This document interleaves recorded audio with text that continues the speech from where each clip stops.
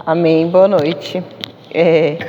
Hoje a gente vai estudar, continuando aí na nossa maratona, livro de 1ª e 2ª Timóteo, né? Aí eu tenho feito assim, a gente faz primeiro o aulão a partir de 1ª Timóteo, depois a carta de 2ª Timóteo. Lembrando que a gente está usando o livro do Gordon Fee, que é o Como Ler a Bíblia Livro por Livro, então toda a aula é baseada nesse estudo que ele faz, né, de cada livro. Então a gente começa primeiro pela primeira carta a Timóteo. Então, sobre o que vai ser esse livro? O livro, de uma maneira geral, ele é uma denúncia que Paulo está fazendo contra alguns falsos mestres que têm ensinado mentiras naquela comunidade, né? E ele vai falar não apenas sobre os ensinamentos, mas também sobre o caráter deles, que não é um caráter de acordo com como deve ser o caráter de um ministro, como deve ser o caráter de um diácono, né? De um pastor. Então, Paulo ele vai fazer essa denúncia contra esses mestres e também vai dar instruções sobre vários assuntos que esses mestres transformaram numa crise. Então eles estavam fazendo ensinos errados e aí Paulo ele vai corrigir o próprio colocar dessas pessoas como mestre e também os ensinos que eles estavam dando. E ele vai intercalar também essas denúncias com algumas palavras que ele vai dar de encorajamento a Timóteo, porque a gente vai ver que Timóteo ele tinha uma missão muito grande naquele lugar, de repreender esses falsos mestres, né? E de colocar pessoas qualificadas no lugar. Então Paulo ele vai sempre trazer essas palavras de encorajamento para Timóteo do que era o papel de Timóteo, o chamado de Timóteo. Então é sobre isso essa primeira carta. Então quem foi que escreveu? O autor é o apóstolo Paulo, embora isso seja questionado por muitos. Eu nem sabia que era tão questionado assim. Para mim era certeza, né, absoluta da autoria do apóstolo Paulo. E o Gordon Fee vai dizer que sim, que é o mais provável. Só que algumas pessoas vão questionar só pelo jeito que escreveu. Aí vão falar que a escrita não é tão parecida com a de Paulo. Vai falar que as datas não batem. Mas o que se é mais aceito é que foi Paulo que escreveu essa carta. A data vai ser de 62 a 63 anos depois de Cristo. Paulo escreveu isso da Macedônia. Provavelmente ele estava ou em Filipos ou em Tessalônica, que são duas cartas que a gente já estudou. E ao que parece, essa carta foi escrita logo depois que Paulo foi liberto da prisão, né? Para quem que ele escreveu essa carta? Ele escreveu essa carta para Timóteo, que é um companheiro mais jovem e de muito tempo que ele anda com Paulo. Só que ele não escreveu só para Timóteo, porque em alguns momentos da carta a gente vai ver que ele usa a palavra nós, ele vai usar no plural. Então ele escreveu para Timóteo, mas também para a igreja. A gente vai ver que a graça e a bênção lá em 6:21, como eu falei, ela é plural, ela não vai usar só o singular, né, de Timóteo. A gente vai conseguir ver que ele escreve para a igreja toda.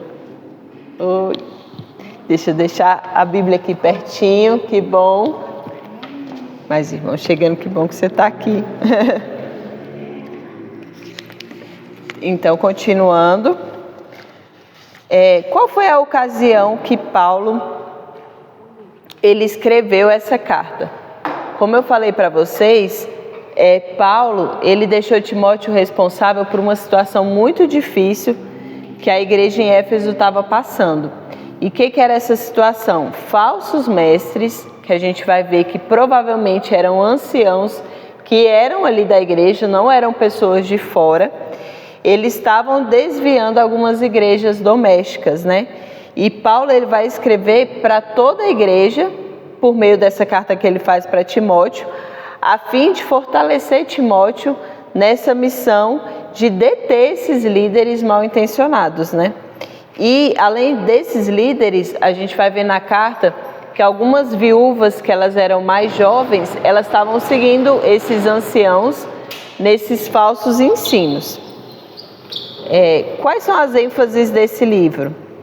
Primeiro, a gente vai ver que a verdade do Evangelho, como misericórdia divina, foi demonstrada a todas as pessoas. A gente vai ver que esses falsos mestres, eles queriam trazer divisões na igreja. Ali Paulo vai falar que o Evangelho verdadeiro, ele está disponível a todas as pessoas. A gente vai ver qualificações de caráter para quem vai exercer alguma posição de liderança na igreja. Então Paulo ele vai mostrar, como eu falei para vocês, e a gente vai aprofundar isso, que os líderes da igreja, eles não têm que ter só um ensino correto. É claro que isso é fundamental, mas eles também têm que ter um caráter correto. Então é essencial que algumas qualificações de caráter, elas têm que ser básicas, né? A pessoa tem que ter, senão ela não pode exercer um ministério de liderança local. Outro ênfase que o livro dá é que esses ensinamentos que eles estavam fazendo de especulação, que a gente vai também aprofundar isso, né? Essas controvérsias, esse amor que eles tinham pelo dinheiro, isso desqualifica as pessoas para serem líderes de igreja. Então esse amor por essa contenda, essa controvérsia, esse amor ao dinheiro, esses ensinos errados, né, fazem com que a pessoa não possa estar em um cargo de liderança. E por último, Paulo vai, com essas palavras que ele fala para Timóteo, ele mostra para Timóteo que Timóteo, perseverando no Evangelho, ele deve ser esse modelo de líder genuíno para os cristãos e de uma pessoa de caráter genuíno também. Tá aí tranquilo? Então, visão geral do livro. A carta de 1 Timóteo é a primeira das cartas pastorais, que eles chamam. Então, eles chamam assim, 1 e 2 Timóteo e Tito. Então, seriam essas 3 cartas. Só que a gente tem que tomar cuidado, o autor fala, para a gente ver que, apesar dessas cartas serem chamadas juntas de cartas pastorais, cada uma tem uma ambientação bem diferente. Uma da outra estava sendo escrito em ocasiões bem específicas, né? Essa carta ela foi escrita logo depois que Paulo deixou Timóteo em Éfeso. E aí ele deixou Timóteo lá com uma tarefa, que está lá em 1 Timóteo, capítulo 1, versículo 3, a gente vai ler. Como te roguei, quando parti para a Macedônia, isso ele falando para Timóteo, né? Que ficasses em Éfeso para advertires a alguns que não ensinem outra doutrina. Então, tem outras traduções que falam que é para que ordenem a certas pessoas que não mais ensinem falsas doutrinas falsas. Então, Paulo parte para a Macedônia, deixa Timóteo lá com essa missão. É para você ordenar que essas pessoas que têm tido falsos ensinamentos, elas não façam mais isso. E aí essa carta, ela vai alternar instruções que Paulo dá para a igreja e para Timóteo. E é interessante que é para a carta toda ser ouvida pela comunidade. Então você vai ver alguns momentos que Paulo ele vai falar algumas palavras bem pessoais para Timóteo, né? Então, Timóteo, aviva esse dom que você recebeu. Lá em 2 Timóteo, eu acho que é o momento em que ele fala, olha, você está apto porque você recebeu o evangelho da sua avó, da sua mãe. Então, Paulo, ele faz algumas profecias, ele relembra algumas profecias que foram dadas para Timóteo, e ele quer que isso seja lido para todo mundo, exatamente para confirmar também esse chamado de Timóteo. E vamos usar uma palavra aí que está na moda, empoderar, né? Nem sei se a gente pode usar, mas assim, empoderando de forma certa Timóteo perante as pessoas, de que Timóteo ele tem essa qualificação de um bom ministro, de uma pessoa de caráter, ele foi realmente chamado. E a carta inteira ela tem uma ênfase muito forte em denunciar esses falsos mestres e em corrigi-los, né? Então essa é a visão geral da carta. Qual que é o propósito? Primeiro, como eu falei para vocês, quando Paulo ele traz essas mensagens que seriam pessoais para Timóteo e pede para aquilo ser lido por toda a igreja, ele está reforçando a autoridade de Timóteo perante aquelas pessoas. Em segundo lugar, essa carta tem como propósito instruir Timóteo sobre como ele deve lidar com os falsos mestres, né? Para que ele possa cumprir essa missão. Em terceiro lugar, como propósito, Paulo ele vai dar algumas instruções para regular algumas coisas que acontecem na igreja, fazem parte da vida comunitária, não só da igreja, mas da vida entre os irmãos. E essas questões, elas estavam sendo claramente afetadas pelo ensino das pessoas, pelos ensinos dos falsos mestres, né? Então aqui a gente pode colocar a oração, o culto, a liderança, a maneira que eram para ser tratadas as viúvas, o relacionamento entre os escravos e seus senhores. Então, a gente tem um falso ensino sobre essas coisas, e aí Paulo tem que vir corrigindo durante a carta esses ensinos errados, né? Essas questões que tinham sido afetadas pela maneira como essas pessoas estavam ensinando. E aí Paulo também, nessa carta, ele encoraja Timóteo a prosseguir nessa missão pastoral, que ele ficou lá em Éfeso, quando Paulo partiu. Então, os temas principais são esses mesmos dos propósitos, né? Paulo, durante a carta toda, vai confrontar esses falsos mestres, essas heresias. Aí, no segundo capítulo, ele vai falar do papel da oração e da instrução na igreja. Aí, no capítulo 3, porque agora é uma visão geral da carta, né? Ele vai falar como é que tem que ser a qualificação do líder. Então, o que um bispo precisa para ser bispo? O que um diácono precisa para ser diácono?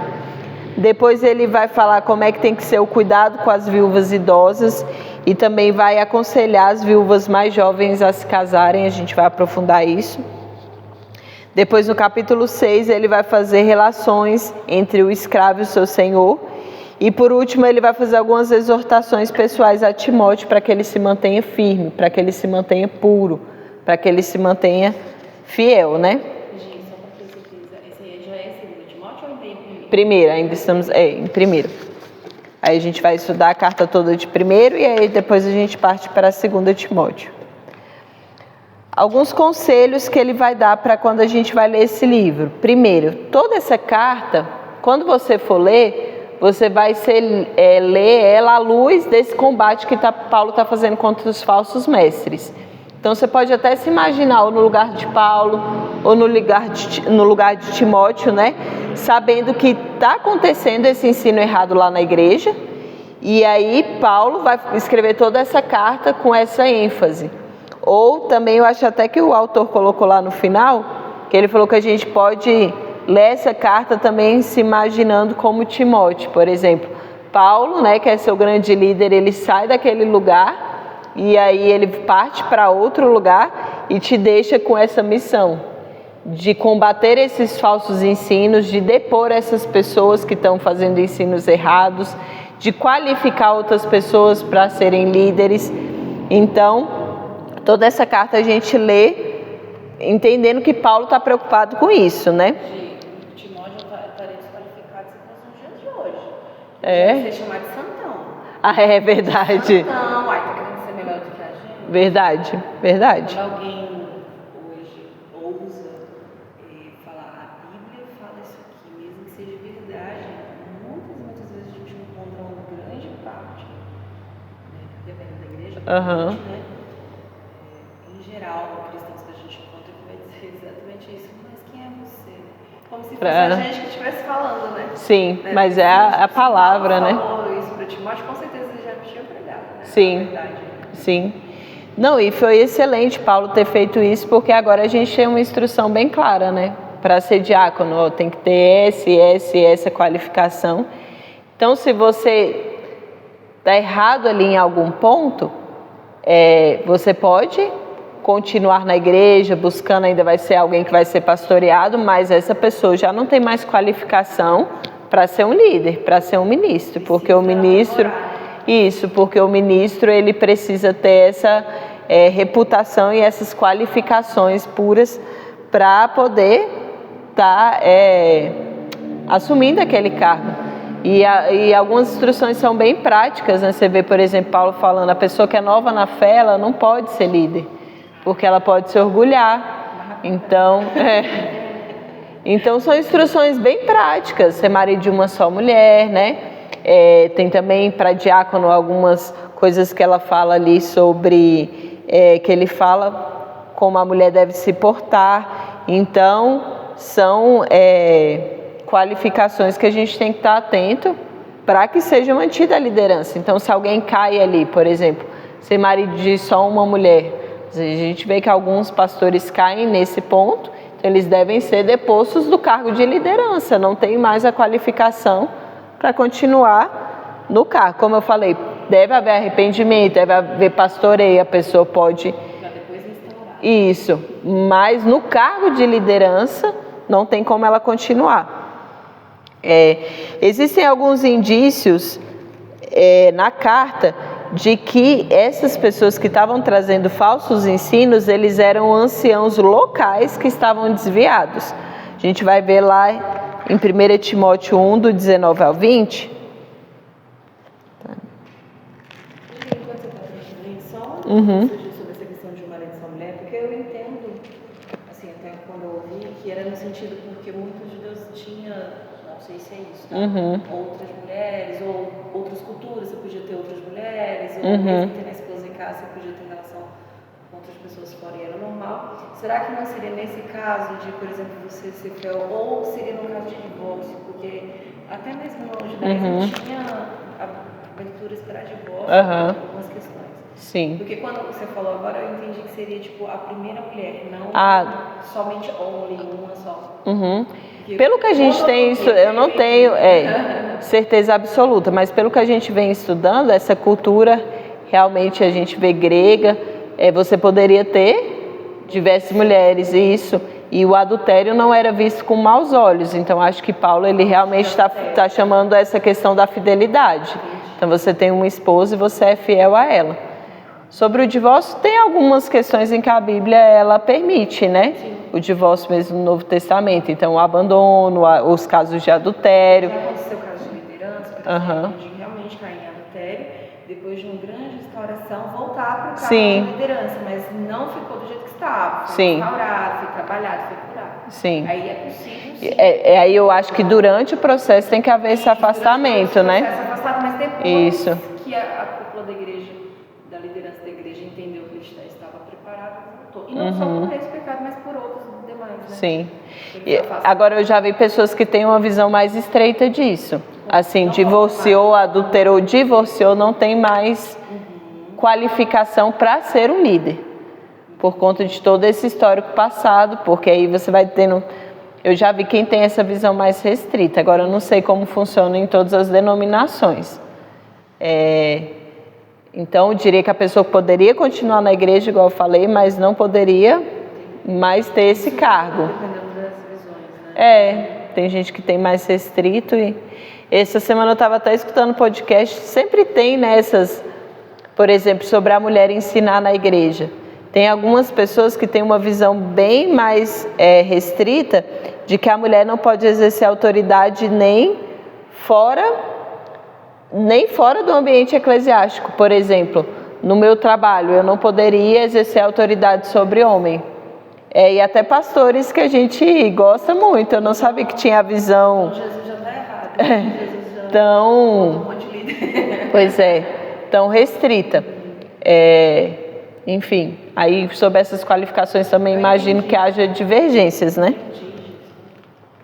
Então lá no 19 a 20, Paulo vai dizer assim, conservando a fé e a boa consciência, a qual alguns, rejeitando, fizeram naufrágio na fé. E entre esses foram Himeneu e Alexandre, os quais entreguei a Satanás para que aprendam a não blasfemar. Então, quando Paulo está falando desses nomes, né, citando, e aí a gente vai ver que lá em 2 Timóteo 2, de 17 a 18, a gente já pode até ler, a gente vai ver que Himeneu ele vai falar de novo como alguém que persistiu no erro. 2 Timóteo 2, 17 a 18. Ele fala assim, e a palavra desses roerá como gangrena, entre os quais são Himeneu e Fileto, os quais se desviaram da verdade, dizendo que a ressurreição era já feita e perverteram a fé de alguns. Então, quando Paulo ele diz claramente esses nomes, ele dá indícios de que eram pessoas que estavam dentro da igreja. Porque a gente vai ver em outras cartas, Paulo ele lidando com falsos ensinos, mas eram de pessoas de fora, ou de pessoas que estavam tentando adentrar a igreja com esses falsos ensinos. Nesse caso de 1ª e 2ª Timóteo é diferente, eram pessoas dentro da própria igreja, anciãos, que estavam ensinando coisas falsas, né? Igual a gente vê aqui em 2 Timóteo, esse Himeneu falando que a ressurreição de Cristo já tinha acontecido, né? Então, é interessante que uns 5 anos antes, Paulo ele faz um discurso lá em Atos 20, que ele já estava predizendo essa infiltração de falsos líderes lá em Éfeso. Olha que interessante, vamos lá, Atos 20.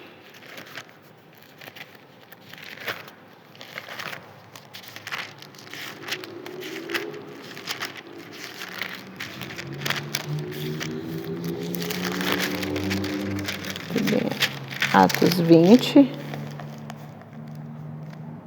Ó.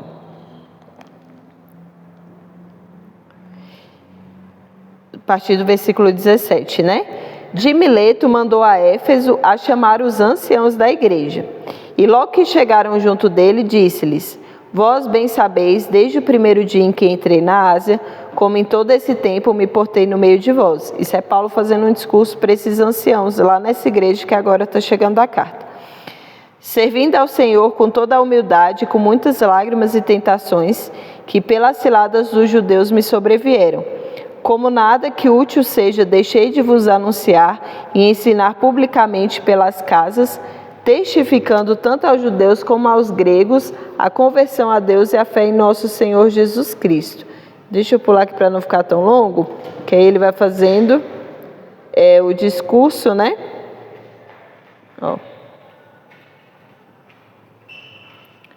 No 28, Paulo vai falar assim: Olhai, pois, por vós e por todo o rebanho sobre que o Espírito Santo vos constituiu bispos, para apacentardes a igreja de Deus que ele resgatou com seu próprio sangue.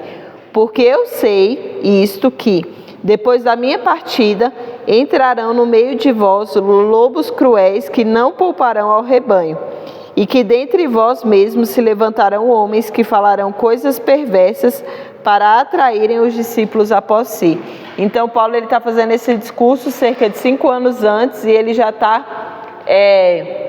profetizando, né, já entendendo, tendo esse discernimento, falando: eu sei que dentro de vocês vão surgir falsos mestres que vão ensinar esses falsos ensinos, né?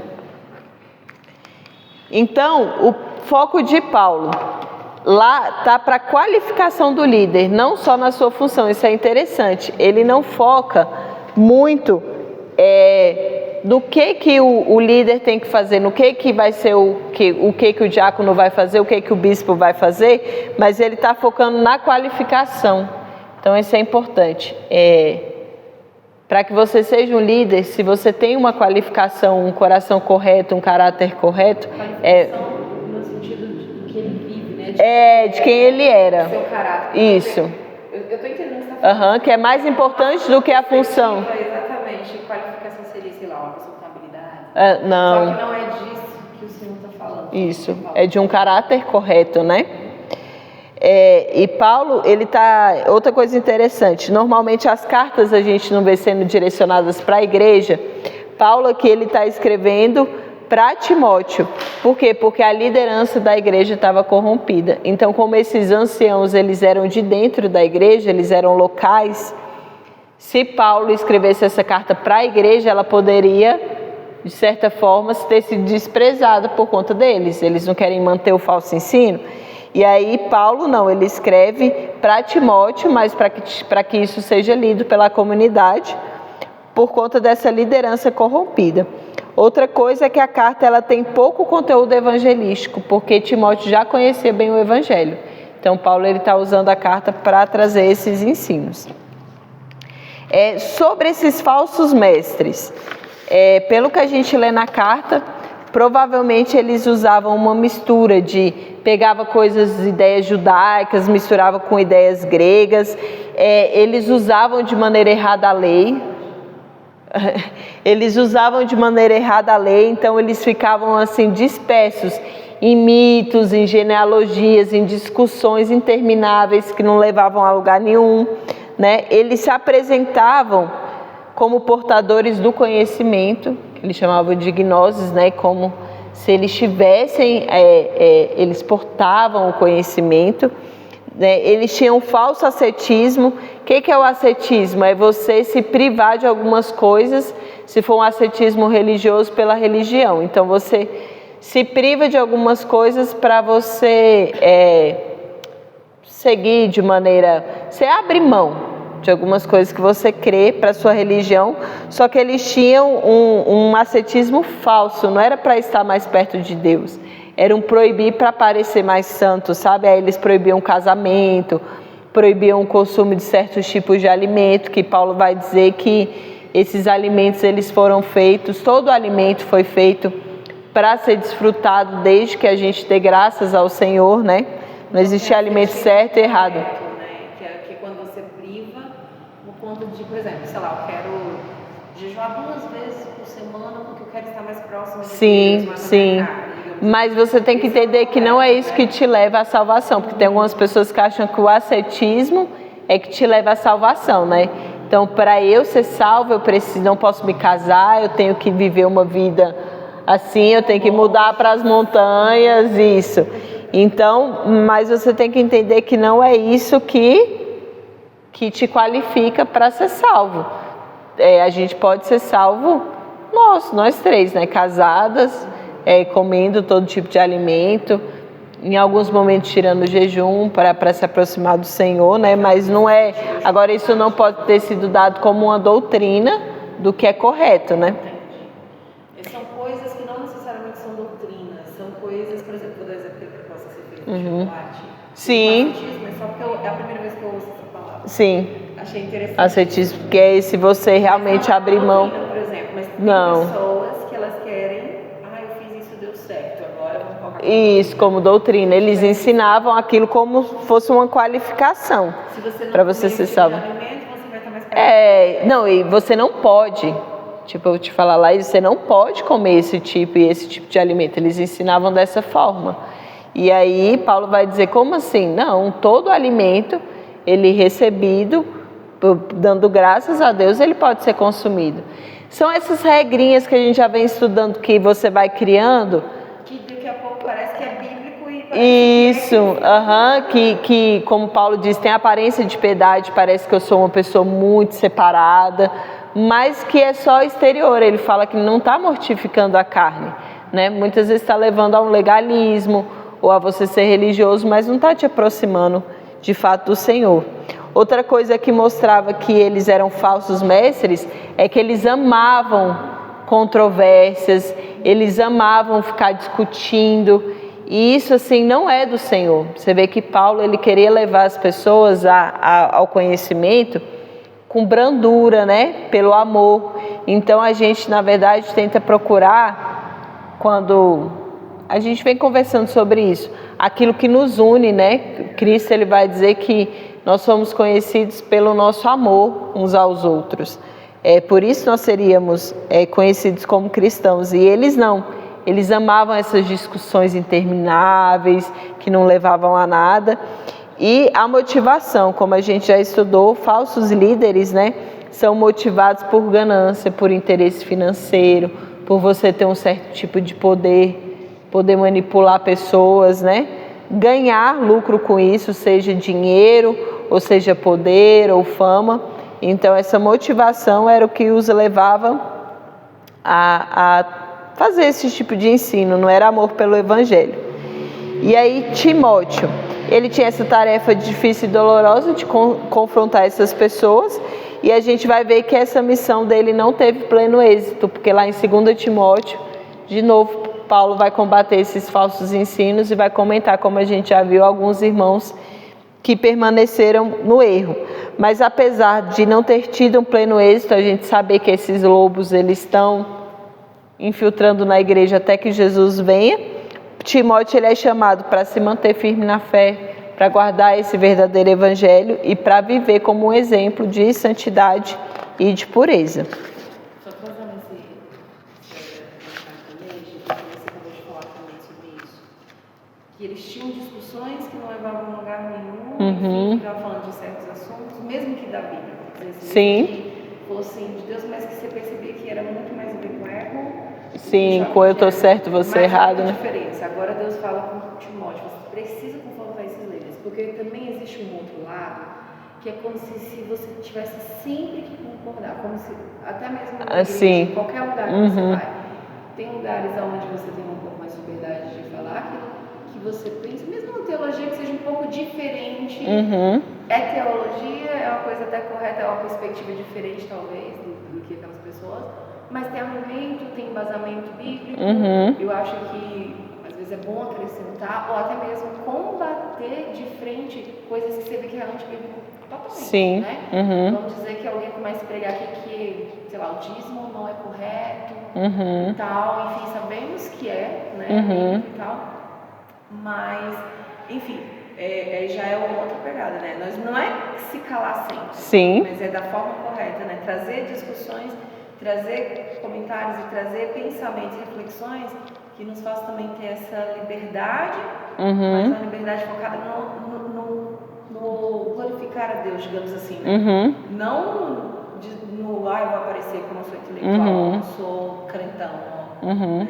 Acho que é válido também, porque às vezes a gente também vai para o outro extremo, né? Ficamos um pouco com medo, será que isso aqui vai acrescentar uma coisa...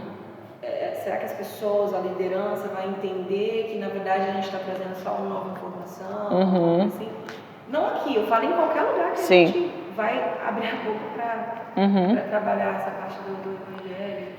Não, você vê que ainda pode ser realizado, porque até... Será que a gente tem que ser dócil e nunca bater de frente? É esse o ponto. Não, você vê que o próprio Paulo, na carta, ele vai falar dessas questões. Então, ele vai trazer, sim, confrontos a falsos ensinos. Então, não é tudo união. Estão falando que não pode comer, Paulo está dizendo pode comer sim, mas tudo isso é feito em amor, né? É no propósito de trazer o evangelho puro e verdadeiro.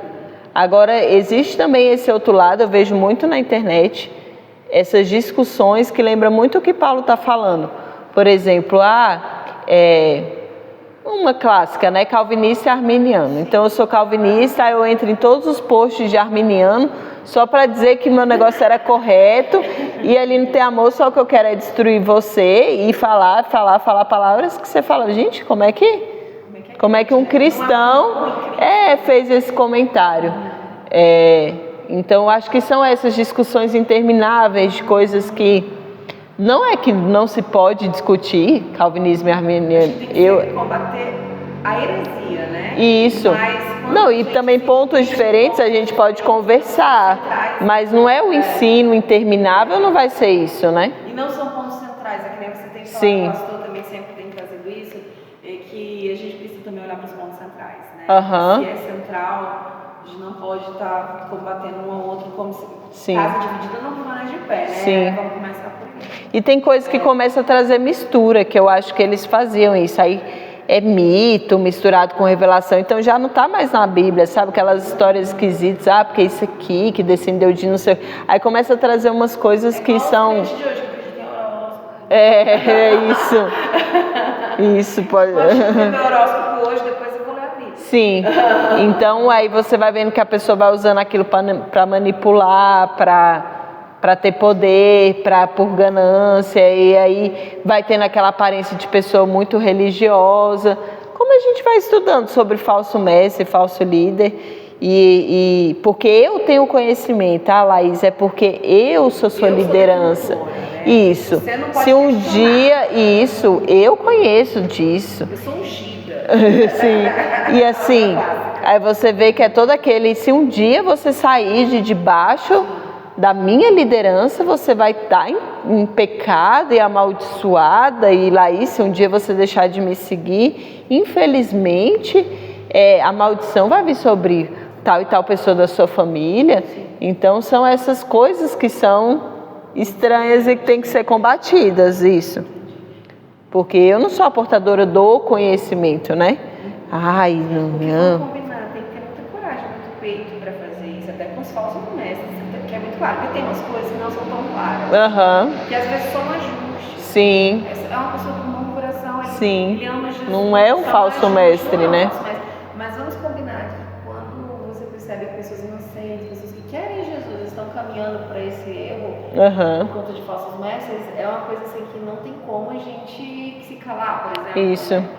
Por isso que Paulo vai mostrar qual é a qualificação para a pessoa ser líder, porque normalmente o que machuca são lideranças assim que não são sadias. Então Paulo está falando, para a pessoa ser líder, ela tem que ter essas qualificações, não vai ser novo na fé, vai ser uma pessoa antiga, experimentada, que todo mundo já reconhece, que tem um bom caminho, que tem um bom ensino. Então vai ser uma pessoa que cuida bem da sua casa, para poder cuidar da casa de Deus. Então tem várias coisas que elas devem ser olhadas antes de você colocar uma pessoa nesse cargo, exatamente para ela não sair machucando as pessoas dessa forma, né? Então agora a gente fecha 1 Timóteo e vai para o livro de 2 Timóteo. O livro de 2 Timóteo, ele, apesar de ainda estar também combatendo os falsos ensinos, ele é um pouquinho diferente, o próprio contexto do livro de 1 Timóteo, como a gente vai ver. Então, qual que é o conteúdo? Vai ser um apelo que Paulo está fazendo para Timóteo, para que ele permaneça leal a Cristo, em primeiro lugar, ao Evangelho, à mensagem e também a Paulo, que nós vamos ver que já está ali preso, prestes a ser morto, né? Então ele está ali, a última carta, ó, eu já adiantando tudo, né? Que a gente tem conhecimento de Paulo. E Paulo vai incluir também, ainda nessa segunda carta, uma última crítica aos falsos mestres, que ele começou lá em 1 Timóteo.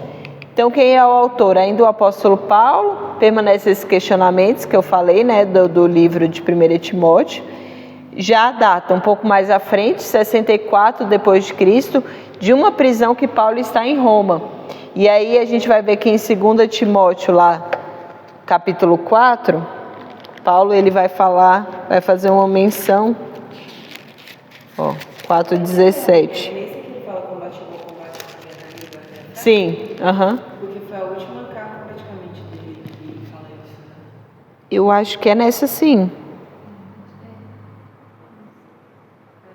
Que ele fala que isso, 4:7. Porque ele já fala, porque eu já estou sendo no 6, né? Oferecido por aspersão de sacrifício, o tempo da minha partida está próximo. Então a gente vai ver nessa carta que Paulo, e aí no 7 ele fala, combati o bom combate, né? Acabei a carreira e guardei a fé.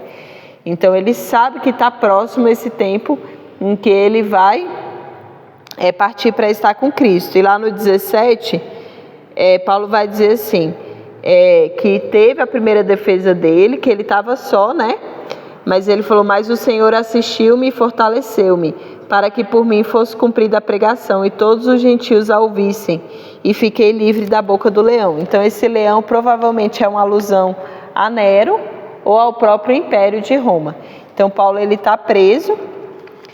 Para quem que ele escreveu essa carta? Primeiro para Timóteo, só que em segundo lugar para a própria igreja, porque do mesmo jeito que a 1 Timóteo, você vai ver que ele endereça para Timóteo, mas no final ele usa termos no plural, nós, né? Então dá para entender que é para ser lido, é para Timóteo, mas é para ser lida por toda a igreja. Qual foi a ocasião? Paulo ele foi preso mais uma vez e foi levado a Roma. Muito provavelmente ele estava em Troade quando ele foi levado, e provavelmente foi Alexandre, que já foi citado na carta, né? Lá em 1 Timóteo, não tinha o Himeneu e o Alexandre? Provavelmente foi Alexandre que instigou essa prisão de Paulo, e ele vai falar aqui em 2 Timóteo que esse Alexandre causou muitos danos, né, a Paulo, né? Fez muitos males a ele. E essa carta vai falar para Timóteo ir para ficar ao lado de Paulo, mas sobretudo Paulo está fazendo como que um testamento, um último desejo, contando aquelas últimas palavras, realmente sabendo que está muito próximo da partida dele. Então, quais são as ênfases dessa carta? Primeiro, a obra salvadora de Cristo, que tornou inoperante a morte e trouxe à luz a vida por meio do Evangelho. Então, a gente vai ver que Paulo ele vai fazer essa glorificação da obra de Cristo, que o salvou, né? E que fez com que a morte, que está se aproximando para ele, fosse tornada inútil, porque ele vai ser vivificado com Cristo. Paulo também vai, outra ênfase da carta, essa lealdade que nós devemos ter a Cristo no meio da perseguição e do sofrimento. Então, Paulo ele vai escrever dentro de uma prisão, sabendo que ele está prestes a morrer, mas o tempo todo falando para nós perseverarmos, né? A lealdade a Paulo, instando Timóteo a ser leal a ele, para que ele se lembrasse do relacionamento que eles tiveram durante toda a vida, de amizade, de pregação do Evangelho, né, de irmandade. Também vai instar Timóteo a ser leal ao Evangelho para continuar proclamando o ensino da palavra, mesmo diante da perseguição. Depois, a propagação, ele vai falar desses falsos ensinamentos, mas com a palavra de ânimo, mostrando que no fim de todas as coisas isso vai ser extinto. E a salvação do final dos que estão em Cristo. A visão geral do livro. Essa é a última carta, como eu falei para vocês, que a gente tem preservada de Paulo. Ela tem um propósito imediato, que era pedir para que Timóteo fosse depressa para Roma ver Paulo, e para que ele trouxesse junto dele Marcos e alguns objetos pessoais de Paulo. E esse Marcos, a gente já teve até pregação do pastor aqui mostrando que foi um irmão que lá em Atos teve um desentendimento entre ele e Paulo, né? E é algo que muito bacana de ter ficado registrado na Bíblia, essa parte dessa restauração, né? Porque Paulo, ele fez uma viagem com Marcos e em algum momento Marcos abandonou eles, e aí num segundo momento Barnabé quis levar Marcos e Paulo não quis que levasse. Não leva, porque ele já abandonou a gente, nas minhas palavras, né? Traduzido por Janina, vacilou já e não. E aí foi tão grande essa discussão, nessa ruptura, que eles se separaram. Barnabé seguiu mesmo com Marcos e Paulo, né, foi com outro irmão. Mas aí no final, agora já da sua vida, Paulo diz: traz Marcos porque ele me é muito útil, né? Então a gente vê essa restauração dessa amizade. Quem provavelmente levou a carta foi o Tíquico. Nomes engraçados, né? Parece de cachorrinho, o Tíquico. E provavelmente ele levaria a carta e ia ficar no lugar de Timóteo. Aí Timóteo vai lá fazer companhia para Paulo. Tem que ser urgente, porque é urgente na verdade, porque o inverno já está começando. E Paulo já havia passado por essa primeira audiência, que é o que ele cita aqui, que ali Deus livrou ele da boca do leão. Mas mais do que logística, Paulo está apelando para a lealdade realmente de Timóteo, né, diante desse sofrimento. Lealdade não só a Paulo, mas também ao Evangelho, e também serve como um apelo comunitário, porque a carta é para ser lida por todos. Então, qual é o contexto da carta? Ainda existe muita influência de falsos mestres, a gente vai ver lá em, por exemplo, 2 Timóteo. Engraçado, né, gente?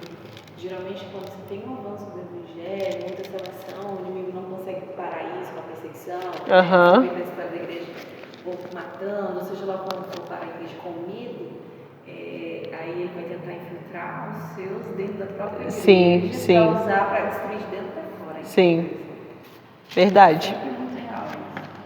Então lá em 2:16 a 18, ele vai falar, né, que tem as palavras desses falsos mestres entre Himeneu e Fileto.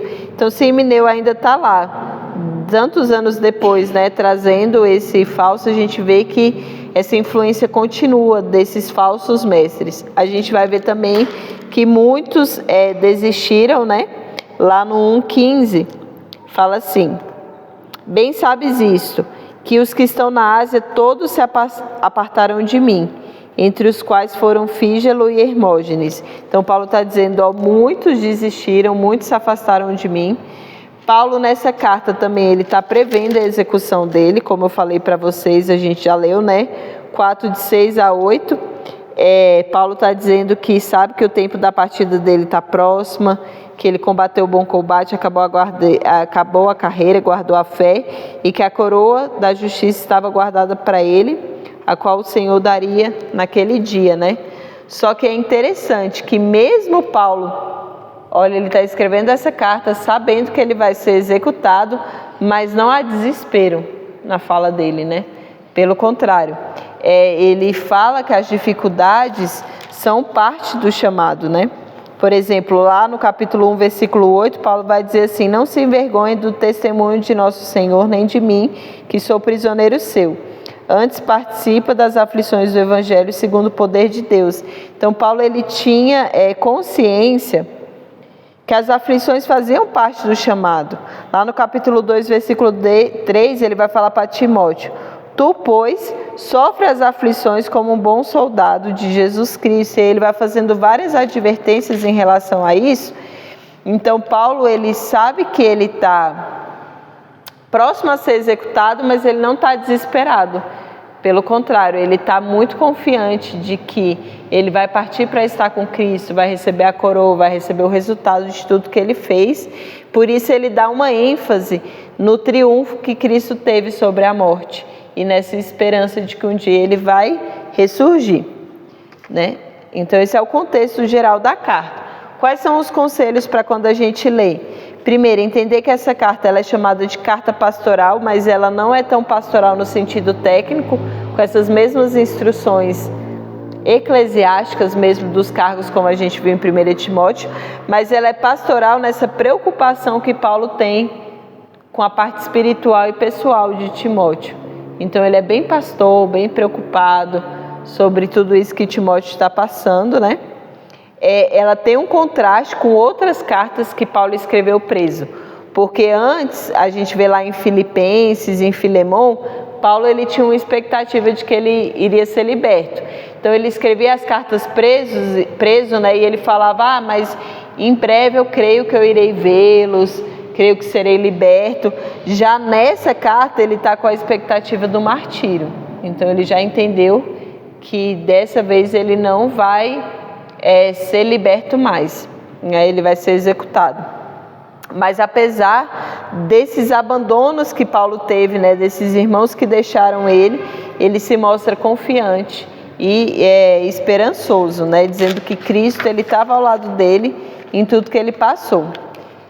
Sobre os falsos mestres, em 2 Timóteo, eles ainda permanecem, né?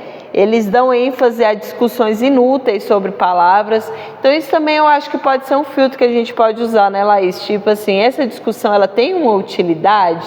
Ela nos torna mais santos, mais perto de Cristo? Ela transforma? Ou é só discussão inútil, que é só pra gente discutir e não dá em nada, né? São pessoas que se... E você vê, não trouxe transformação, não foi? É inútil. Se desviaram, são pessoas que se desviaram da verdade. A gente já leu esse versículo, falavam que a ressurreição já tinha acontecido. Elas enganavam mulheres instáveis. Isso também faz parte lá em 1 Timóteo, até esqueci de dar essa ênfase. Esses anciãos, com esses falsos ensinos, eles estavam também convencendo algumas viúvas jovens que aí elas estavam de casa em casa e aí estavam se deixando levar por esses falsos ensinos, né? Paulo já vai dizer lá.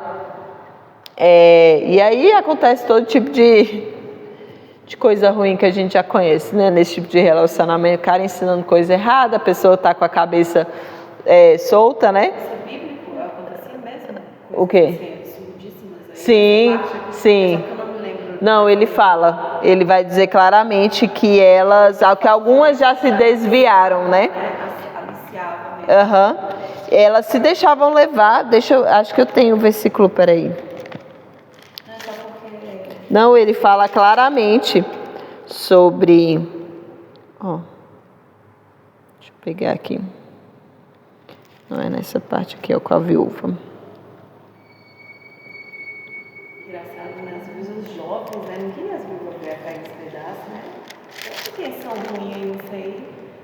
Ó, E as viúvas jovens. ó, quando ele fala aqui que ele vai advertir as viúvas, né? Lá está em 1 Timóteo, capítulo 5, ele fala no versículo 11: não admita as viúvas mais novas, porque quando se tornam levianas contra Cristo, elas querem casar-se, tendo já sua condenação por haverem aniquilado a primeira fé. Além disso, aprendem também a andar ociosas de casa em casa, e não só ociosas, mas também paroleiras, né, fofoqueiras e curiosas, falando o que não convém. Quero, pois, que as que são moças se casem, gerem filhos, governem a casa e não deem ocasião ao adversário de maldizer. Aí é aqui que ele fala, ó Laís, porque já algumas se desviaram indo após Satanás. Então, algumas já tinham se deixado levar. Então, o que Paulo fala? Por exemplo, as viúvas mais velhas que tinham a vida toda, ele até fala, esposo de um só marido, mostrado toda uma qualificação, como a gente fala, não qualificação no sentido de que você é mais esperto, inteligente, mas cristã mesmo, de caráter. Essas pessoas chegavam ao fim da vida e aí elas realmente dedicavam a vida à oração. Então são pessoas como a gente conhece, né? Pessoas mais velhas, que aí podem estar dedicadas à igreja, estão aqui na oração e ajudando. Agora as mais novas não. Elas poderiam fazer esse compromisso. Não, é porque eu sou viúva, aí eu vou passar a receber um suporte da igreja, mas eu não vou me dedicar a isso, a orar, a cuidar. Eu sou jovem ainda, então elas vão se levando por esses ensinos. Algumas se desviavam e outras faziam esse compromisso, mas dava um pouco de tempo e queria casar de novo. Então, Paulo é engraçado que, como isso estava acontecendo recorrente nessa igreja, ele vai dar até uma instrução diferente, que é personalizada para o que estava acontecendo lá, do que ele deu em outra carta. Porque em outra carta, por exemplo, ele fala que aquela pessoa que pudesse não se casar seria melhor, porque quem não se casa dedica a vida a Cristo. Mas essas daqui que, em vez de não se casar para se dedicar a Cristo, elas não estavam se casando para ficar fofocando nas casas e fazendo os trem. Aí ele fala, não, essas daí é melhor casamento, porque... E se ocupar cuidando da casa, né? Melhor isso, destruir a obra de Cristo. Isso. E aí, lá em 2 Timóteo, ele vai relembrar isso, que esses falsos mestres, eles enganavam essas mulheres, que elas já eram instáveis, né? Aqui no 3, do 6 ao 7. Porque deste número são os que se introduzem pelas casas e levam cativas mulheres nécias, carregadas de pecados, levadas de várias concupiscências, que aprendem sempre e nunca podem chegar ao conhecimento da verdade. Então são essas mulheres tolas, né? Que pecavam e se levavam por esses ensinos, enfim. E aí se deixavam perecer por esses ensinamentos falsos. Também vai falar que esses falsos mestres tinham um estilo de vida contrário ao evangelho, amavam a si mesmos, eram gananciosos, né? Não eram piedosos.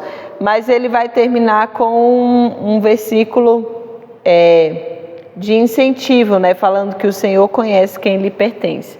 Então, isso tudo não está passando alheio ao Senhor. Então, as pessoas estão agindo assim, mas Deus conhece quem lhe pertence. Deus sabe quem está, de fato, pregando o evangelho verdadeiro e quem está pregando um falso ensino. E aí, por último, como a gente pode ler 2 Timóteo, né? A gente tem que entender qual é a aplicação da carta. Timóteo, ele deve permanecer firme nessa fé que ele recebeu, que é aquele versículo que a gente conhece, né? Que fala que desde novo ele conhece as Sagradas Escrituras, né? Timóteo, ele deve abraçar o sofrimento como parte do ministério, como a gente já leu também, Paulo falando, combate o bom combate como um bom soldado, né? Abraça o ministério, o sofrimento, isso vai acontecer na sua jornada. Timóteo deveria ser fiel no ensino da palavra, deveria guardar essa esperança de receber uma coroa de justiça e seguir o exemplo de Paulo, que era ser fiel até o fim. Assim como Paulo estava preso, prestes, né, a ser morto, Timóteo também deveria seguir fiel até o fim. Aí esse quadrinho depois eu posso mandar lá no grupo, mostrando a diferença de uma carta para outra. Então, na primeira, Paulo deixou ele lá para lidar com os falsos mestres. Na segunda, ele já está preso esperando o martírio.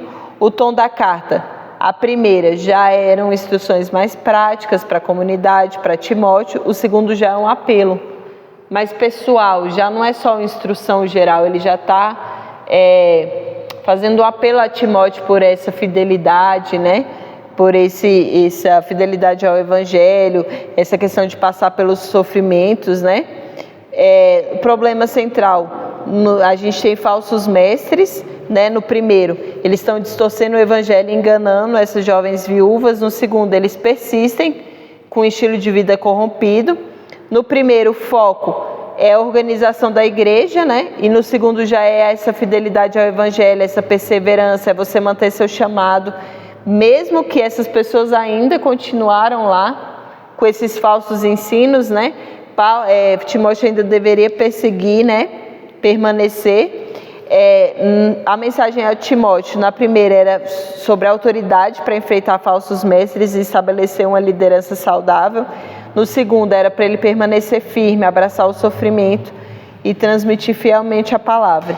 E na primeira, Paulo estava em viagem missionária, e na segunda ele já estava à beira da execução, de certa forma deixando um testamento espiritual. E assim a gente encerra as duas cartas. Eu vou pedir para a Aline parar o vídeo, que aí a gente faz uma oração, se tiver alguma dúvida.